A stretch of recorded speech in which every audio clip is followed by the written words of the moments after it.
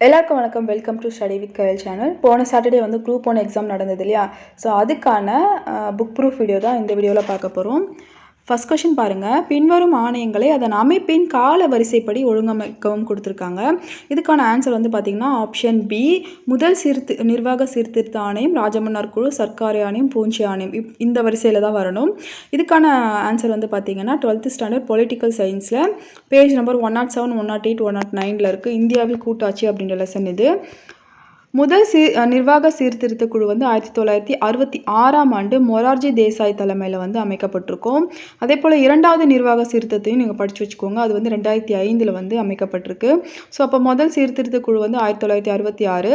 அதே போல் ராஜமன்னார் குழு வந்து பார்த்திங்க அப்படின்னா 1969 வந்து அமைக்கப்பட்டிருக்கும். அதனோட பரிந்துரைகளை வந்து 1971 வந்து கொடுத்துருப்பாங்க. அடுத்ததாக வந்து சர்க்காரிய குழு வந்து 1983 வந்து அமைக்கப்பட்டிருக்கும். அடுத்ததாக பூஞ்சி குழு வந்து பார்த்திங்கன்னா 2007ஆம் ஆண்டு அமைக்கப்பட்டிருக்கும். சரிங்களா? சரளை மண் பற்றிய பின்வரும் கூற்றுகளில் எது சரியானதுன்னு கேட்டிருக்காங்க. இது வந்து பார்த்திங்கன்னா அப்படியே வந்து இப்போ இந்த குரூப் 1ஓட புக் ப்ரூஃப் வந்து நம்ம பார்த்துட்ருக்கோம். இது எல்லாமே வந்து பார்த்திங்கன்னா அப்படியே ஒரு சில கொஷின்ஸ் தான் வந்து இருக்கும். இது வந்து குரூப் 4 மாதிரி ஈஸியான எக்ஸாம்ஸ் கிடையாதுன்னு உங்களுக்கு நல்லாவே தெரியும். அதனால் நிறைய விஷயங்கள் வந்து நீங்கள் கான்செப்ட் வைஸாக இப்போ நீங்கள் ஒரு பாயிண்ட் படிக்கிறீங்க அப்படின்னா அந்த பாயிண்ட்லேருந்து இன்னொரு பாயிண்ட்டுக்கான ஆன்சர் வந்து நீங்கள் தேட முடியும். அப்படி தான் வந்து உங்களோட மென்டல் எபிலிட்டியை பேஸ் பண்ணி தான் வந்து இந்த எக்ஸாம் இருக்கும். அதனால் இது எல்லாமே இப்படியே வந்து புக்கில் இருக்குன்னு சொல்ல முடியாது. இதுக்கான ஐடியா வந்து ஸ்கூல் புக்கில் கண்டிப்பாக இருக்கும். சரிங்களா? ஸோ அதை பார்க்கலாம். இந்த கொஷின் வந்து சரளைமன் பற்றிய பின்வரும் கூற்றுகளில் எது சரியானதுன்னு கேட்டிருக்காங்க. இது வந்து 10th standard social science page number 164 சரளைமன் பற்றி கொடுத்துருப்பாங்க. இதில் வந்து கிரேக்க மொழி அதெல்லாம் வந்து கொடுத்துருக்க மாட்டாங்க. பட் சரளைமண்ணில் இருக்கிற என்னென்ன தாதுக்கள்லாம் இருக்குது அப்படின்றத வந்து கொடுத்து வச்சுருப்பாங்க. இது வந்து நீங்கள் கண்டிப்பாக படித்து வச்சுக்கோங்க. சரளைமண் மட்டும் இல்லை, செம்மண், வண்டல் மண், இந்த மண்ணில் இருக்கிற எல்லா தாதுவும் நீங்கள் வந்து படித்து வச்சுக்கணும். நிறைய எக்ஸாமில் வந்து இதை பற்றி கேட்குறாங்க. இந்த டேபிள் இருக்கு இல்லையா, இந்த டேபிள் வந்து கண்டிப்பாக படித்து வச்சுக்கோங்க. அடுத்ததாக பின்வரும் இந்திய நதிகளில் அதிக ஆற்றுப்படுக்கையை கொண்டது எதுன்னு கேட்குறாங்க. இதுவும் 10th ஸ்டாண்டர்ட் சோஷியல் சயின்ஸ் புக்கில் பேஜ் நம்பர் 149 இருக்குது. கோதாவரி தான் இதோட ஆன்சரு. இதில் வந்து பார்த்திங்கன்னா ராஜமுந்திரிக்கு அருகில் கௌதமி மற்றும் வசிஸ்தா என 2 ஆறுகளை 2 கிளைகளாக பிரிந்து பெரிய டெல்டாவை உருவாக்குகிறதுன்னு கொடுத்துருக்காங்க. இந்த லைன்லேயே நீங்கள் தெரிஞ்சுக்கலாம். அப்போ அதாவது ஆற்றுப்படுக்கை அப்படின்னா என்னென்ன ஆறுலாம் வந்து டெல்டாவை தான் வந்து ஆற்றுப்படுக்கைன்னு சொல்லுவாங்க. அந்த டெல்டா மூலமாக ஆறுகளில் இருக்கிற மண் வந்து படிய வச்சு அந்த ஆற்றுப்படுகை வந்து உருவாகுது. ஸோ அதுதான் வந்து பார்த்திங்கன்னா கோதாவரி தான் வந்து பெரிய டெல்டாவை உருவாக்குகிறது. அப்போ பெரிய ஆற்றுப்படுகையை வந்து கோதாவரி தான் கொண்டிருக்கும். இதுக்கு இன்னும் கொஞ்சம் ஈஸியாக பார்க்கணும் அப்படின்னா இந்த தென்னிந்திய நதிகளே மிகப்பெரிய நதின்னு வந்து பார்த்திங்கன்னா கோதாவரி. ஸோ அப்போ அதுக்கிட்ட தான் ஆப்வியஸ்லி வந்து அதிக ஆற்றுப்படுகை கொண்டு இருக்கும். அது மூலமாகவும் நீங்கள் ஆன்சர் பண்ணிக்கலாம். அடுத்ததாக இந்திய ஜனாதிபதி நேர்முக தேர்தல் மூலம் தேர்ந்தெடுக்கப்படுகிறார். இந்திய ஜனாதிபதி பெயரளவில் அரசின் தலைவர். இதில் வந்து எது சரியானதுன்னு கேட்டிருக்காங்க. அப்படியே 10th standard social science page number 264 வந்துருங்க. இதில் பாருங்கள், அவர் வந்து பேரளவில் வந்து நிர்வாகத்தில் வந்து அதிகாரம் பெற்றவர். வாக்காளர் குழுமத்தால் தான் தேர்ந்தெடுக்கப்படுவார். அதாவது வாக்காளர் குழுமத்தால் இன்டைரக்டாக தான் தேர்ந்தெடுக்கப்படுகிறார். மறைமுகமாக நேர்முகமாக கிடையாது. அப்போ இதுக்கான ஆன்சர் வந்து பார்த்திங்க அப்படின்னா 2 மட்டும் தான். ஏன்னா ஃபஸ்ட் ஆப்ஷன் வந்து நேர்முக தேர்தல் மூலம் தேர்ந்தெடுக்கப்படுகிறார்ன்றது தப்பு. சரிங்களா? அடுத்ததாக கட்டாயம் மற்றும் இலவச கல்வி அனைத்து 6 முதல் 14 வயது வரை உள்ள குழந்தைகளுக்கு சட்டப்பூர்வமாக அரசு வழங்க வேண்டும் என நிர்ணயமானது டேஷ் சட்ட திருத்தம் மூலம் கொண்டு வந்தது. அதாவது ட்ரான்ஸ்லேஷன் வந்து ரொம்ப மோசமாக கொடுத்துருக்காங்க. படிக்கும் போதே வந்து ஒன்றுமே புரியல. ஸோ நீங்கள் கண்டிப்பாக இங்கிலீஷ்லையுமே வந்து கொஞ்சம் பார்த்து வச்சுக்கோங்க. இது வந்து கொஞ்சம் ஈஸியான கொஷின்ன்றதுனால கொஞ்சம் ஈஸியாக பண்ணிடலாம். ஏன்னா 6 to 14 வரைக்கும் கட்டாய இலவச கல்வி அப்படின்றது வந்து எந்த சட்ட திருத்தம் மூலம் கொண்டு வந்திருப்பாங்க அப்படின்னா 86th அமெண்ட்மெண்ட். இது ரொம்ப ரொம்ப ஃப்ரீக்வெண்ட்டாக வந்து கேட்குறது plus important question. 12th standard political science page number 7 and 8 இருக்கும். இந்திய அரசியலமைப்பு அப்படின்ற லெசனில் கல்வி உரிமை அப்படின்ற ஒரு டாப்பிக்கில் பாருங்கள். இந்திய அரசமைப்பின் 86வது திருத்தம், அதாவது 2002 இந்திய அரசமைப்பு உறுப்பு 21(6) ஆவில் 6 முதல் 14 வயது வரையான அனைத்து சிறார்களுக்கும் இலவச கட்டாய கல்வி வழங்குவதை அடிப்படை உரிமையாக கொண்டுள்ளது.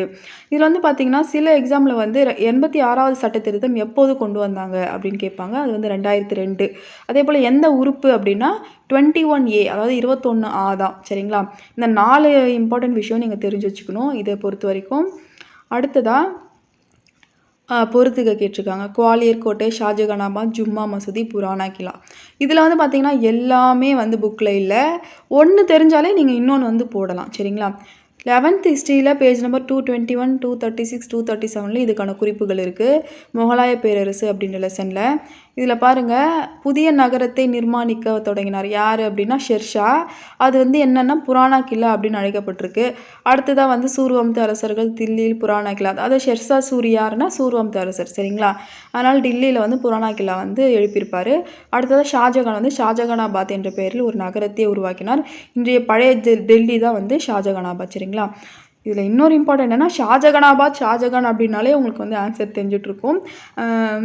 இன்கேஸ் அதை குழப்பி கொடுத்துருந்தாங்க அப்படின்னா உங்களுக்கு புராணா கிலா ஷெர்ஷா சூரி அப்படின்னு தெரிஞ்சிருந்தாலும் வந்து நீங்கள் ஆன்சர் பண்ணியிருக்கலாம். சரிங்களா? அடுத்தது 1857 புரட்சியின் போது ராணி லட்சுமிபாய் பற்றி கிளர்ச்சியாளர்களில் ஒரே ஆணாக இருந்த பெண் இங்கே கெடுத்தப்பட்டு இருக்கிறார் அப்படின்று குறிப்பிடப்பட்டவர் யாருன்னு கொடுத்துருக்காங்க.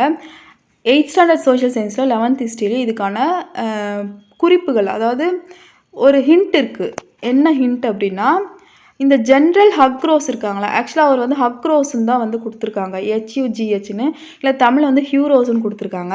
இந்த ஹக்ரோஸை பற்றி ரெண்டுத்துலேயும் மென்ஷன் பண்ணியிருக்காங்க. யாரோட குறிப்புகளை மென்ஷன் பண்ணியிருக்காங்கன்னா ஜான்சி, அதாவது மத்திய இந்தியாவில்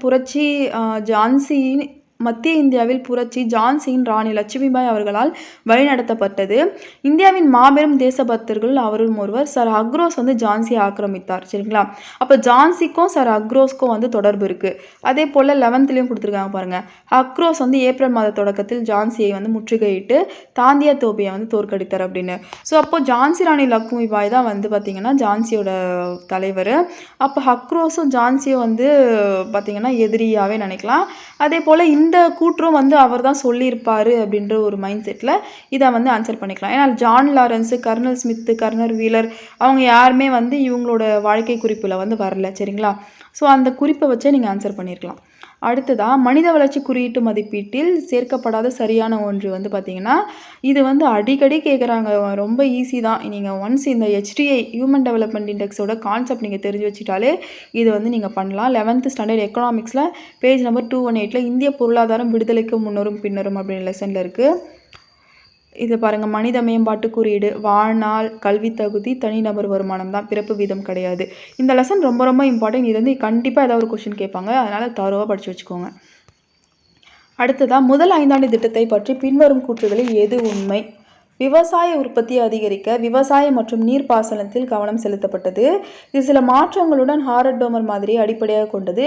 அது மஹாலனோபிஸ் மாதிரி பின்பற்றப்பட்டது அப்படின்னு கொடுத்துருக்காங்க. இதில் வந்து எது உண்மை எது சரி அப்படின்னா ஃபஸ்ட்டு 2 தான். ஏன்னா மஹாலனோபிஸ் வந்து பார்த்திங்கன்னா 2வது 5ஆண்டு திட்டத்தோட பேர். இது வந்து 11th ஸ்டாண்டர்ட் எக்கனாமிக்ஸில் இந்திய பொருளாதாரம் விடுதலைக்கு முன்னரும் பின்னரும் பேஜ் நம்பர் 215 இருக்குது. முதல் 5ஆண்டு திட்டம் வந்து இது ஹாரட் டோமர் மாதிரி அடிப்படையாக கொண்டது. இதோட முதன்மை நோக்கம் வந்து பார்த்திங்கன்னா வேளாண்மை முன்னேற்றம். மஹாலனோபிஸ் தான் வந்து என்ன அப்படின்னா 2வது 5ஆண்டு திட்டத்தில் வந்து இன்வால்வ் ஆவார். சரிங்களா? அடுத்ததாக அதே போல் இந்த 5ஆண்டு திட்டங்களை பற்றியே கண்டிப்பாக ஒரு கொஷின் வருங்க.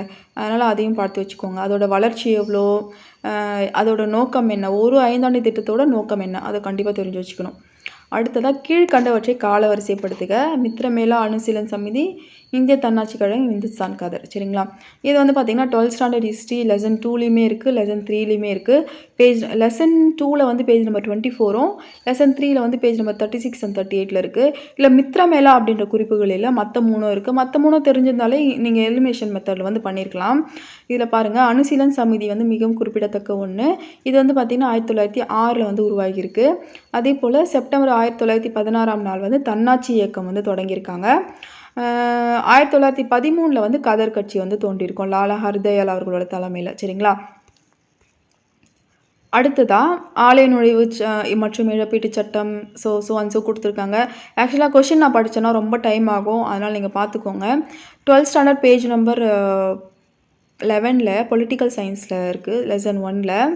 இதில் வந்து இந்த சுயமரியாதை திருமண சட்டம் யார் அப்படின்னு நீங்கள் தெரிஞ்சிருந்தாலே இந்த கொஷின் கண்டிப்பாக அட்டன் பண்ணிக்கலாம். மற்ற 3மே வந்து பார்த்திங்கன்னா அவ்வளோ குறிப்புகள் இல்லை. சுயமரியாதை திருமணம் 1967 திராவிட முன்னேற்றக் கழகம் வந்து ஆட்சிக்கு வந்தது.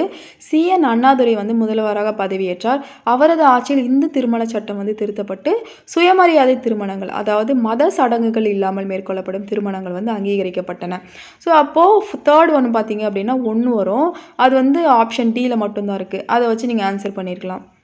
இந்த கொஷினும் பார்த்தீங்க அப்படின்னா ஒரு 2 குறிப்புகள் மட்டும் தான் புக்கில் இருக்குது. அதுவும் வருஷங்கள் வந்து மென்ஷன் பண்ணலை. அது வந்து நீங்கள் ஃபஸ்ட்டு எது கொடுத்துருக்காங்க அப்படின்றது தெரிஞ்சிருந்தாலே நீங்கள் வந்து ஆன்சர் பண்ணியிருக்கலாம். இது வந்து பார்த்திங்கன்னா ஃபஸ்ட்டு பைரம் கான் பற்றி கொடுத்துருக்காங்க. அதுக்கப்புறம் வந்து இந்த ஜிஸ்யா வரி பற்றி கொடுத்துருக்காங்க. ஸோ அப்போது இடையில் ஒரு புனித பயண வரி ஒழித்தல், போர்க்கைதிகளாக அடிமடியாக வைத்திருத்தல் ஒழித்தல் வந்து கொடுக்கல. சரிங்களா? இப்போ பைரம் கான் தான் ஃபஸ்ட்டாக வருவார். அதனால் 1560. ஜிஸ்யா வந்து பார்த்திங்க அப்படின்னா 1564 லாஸ்ட்டாக வருது. ஸோ இப்படி ஒரு கான்செப்ட் வச்சும் நீங்கள் பண்ணியிருக்கலாம். அடுத்ததாக கீழ்கண்ட வாக்கியங்களை கவனிக்கவும். முகவுரை இந்திய அரசியலமைப்பின் ஒரு பகுதி. முகவுரை திருத்தப்படலாம். முகவுரையில் கூறப்பட்டிருக்கும் ஏற்பாடுகள் நீதிமன்றம் மூலம் செயல்படுத்த முடியாது. முகவரி அதிகாரத்தின் மூலமும் ஆதாரமும். இதோட ஆன்சர் வந்து பார்த்தீங்கன்னா 1, 2, 3 தான் சரி. 4 வந்து தப்பு. ஏன்னா முகவரியே அதிகாரத்தின் மூலமும் ஆதாரமும் கிடையாது. சரிங்களா? இது எப்படி பண்ணலாம் அப்படின்னா, ஃபஸ்ட்டு முகவரை தான் வந்து இந்திய அம்சத்தின் ஒரு பகுதி. அது கரெக்டு. முகவரி கண்டிப்பாக திருத்தப்படலாம். ஏன்னா முகவரியை திருத்தி தான் 1976 42வது அரசியலமைப்பு சட்டம் வந்து வந்திருக்கும். இது வந்து page number 234 10th standard social புக்கில் இருக்கும். முகவரியில் கூறப்பட்ட ஏற்பாடுகள் வந்து நீதிமன்றம் மூலம் செயல்படுத்த முடியாது கண்டிப்பாக. இது வந்து ஒரு தனி அரசியலமைப்பு. சரிங்களா? அடுத்ததா பின்வரும் சீர்திருத்தவாதிகளை அவர்களிடம் வாழ்நாளுடன் பொறுத்துக. இதுவும் ஒன்று தெரிஞ்சிருந்தாலே நீங்கள் கண்டிப்பாக ஆன்சர் பண்ணியிருக்கலாம். ராஜாராம் மோகன் ராய் 1828 1890. இது எப்படி ஞாபகம் வச்சுக்கலாம் அப்படின்னா, ராஜாராம் மோகன் ராய் தான் வந்து வில்லியம் பென்டிங் பிரபு கூட வந்து சதியை வந்து ஒழிச்சிருப்பார். அது எந்த வருடம் அப்படின்னா 1829. நான் அப்படி தான் வந்து யோசித்தேன் ஆக்சுவலாக.